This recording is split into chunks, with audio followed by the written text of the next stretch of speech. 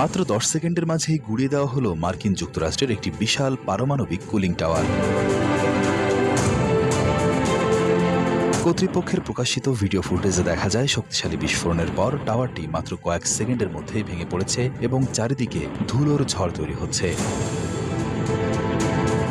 মার্কিন যুক্তরাষ্ট্রের টেনেসি অঙ্গরাজ্যের হার্টসভিলের এই বিশাল পারমাণবিক কুলিং টাওয়ারটি ভাঙতে ব্যবহার করা হয়েছে 400 কেজিরও বেশি বিস্ফোরক। পরিকল্পিত বিস্ফোরণের মাধ্যমে টাওয়ারটি ভাঙার কাজটি করা হয়েছে গত বৃহস্পতিবার 18 সেপ্টেম্বর স্থানীয় সময় সকাল আনুমানিক 6:30 স্থানীয় সংবাদ মাধ্যমের প্রতিবেদন অনুযায়ী এই টাওয়ারটি ধ্বংস করার জন্য 900 পাউন্ডেরও বেশি বিস্ফোরক ব্যবহার করা হয়েছিল। পুরো প্রক্রিয়াটি সম্পন্ন হতে সময় লেগেছে 10 সেকেন্ডেরও কম।